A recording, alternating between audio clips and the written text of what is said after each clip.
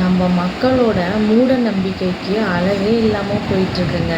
சமீபத்தில் வேலூரில் தரையிலேருந்து முருகர் வந்தார் அப்படின்னு சொல்லிட்டு பூ வைக்கிறது, பொட்டு வைக்கிறது, மஞ்சத்தூள், குங்குமம், அதை சுற்றி துணி கட்டுறது, ஊதுவத்தி கொளுத்துறது, தீபம் காட்டுறது, கற்பூரம் காட்டுறது, விழுந்து கும்புறது, நேர்த்திக்கடன் பண்ணுறதுன்னு சொல்லிட்டு எல்லாமே பண்ணாங்க.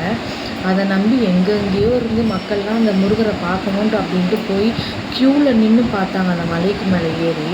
ஆனால் அதுக்கப்புறம் ஒரு ஆய்வில் தான் தெரிஞ்சுது அது அந்த இடத்துல புதைக்கப்பட்டிருக்கு அப்படின்னு சொல்லிட்டு.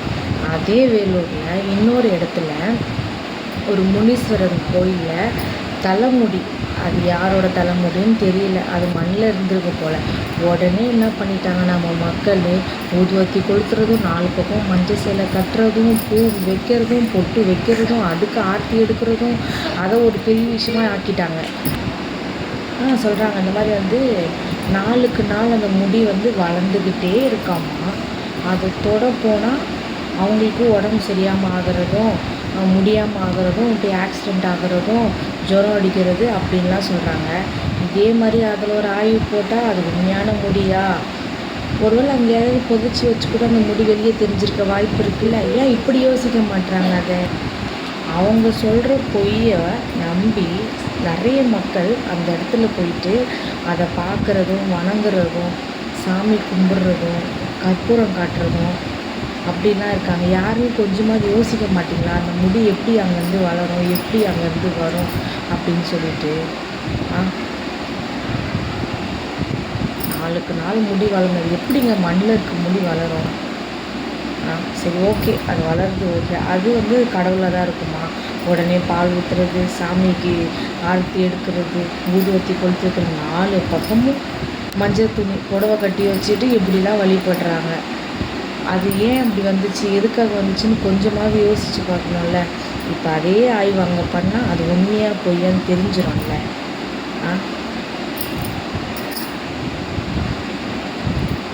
கடவுள் இருக்காரு தான், இல்லைன்னு சொல்ல கிடையாது.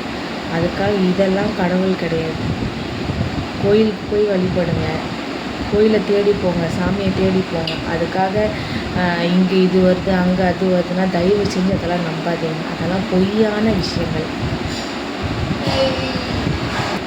அந்த பாறை மேலே இருக்கிற முருகருக்கு அவ்வளோ கூட்டம். பாறையிலேருந்து முருகர் வந்துட்டார், சாமி அருள் முருகர் இங்கே தான் இருக்காருன்னு சொல்லிட்டாரு அப்படின்னு சொல்லிட்டு அவ்வளோ கூட்டம் அங்கே போனால். அதை ஆய்வு பண்ணி எடுத்ததுக்கப்புறம் ஒரு காக்கா ஜனம் அங்கே இல்லை. அப்போ தெரிஞ்சதில் அது பொய்யான முருகரை நான் பொய்ன்னு சொல்லலை. அந்த இடத்துல வச்சது பூமியிலேருந்து முருகர் வளர்ந்தாரு அப்படின்னு சொன்னது பொய். ஏன்னா நானும் ஒரு முருக பக்தர் தான். அதனால் நான் முருகரை பொய்யெல்லாம் சொல்ல மாட்டேன், சரிங்களா? முருகரை புதைச்சி வச்சுட்டு சாமி வரதா நாடகம் ஆடி முருகர் அங்கே இருக்கிற மாதிரி செட் பண்ணி எடுத்திருக்காங்க. இப்போ அதே மாதிரி அதே வேலூரில் ஒரு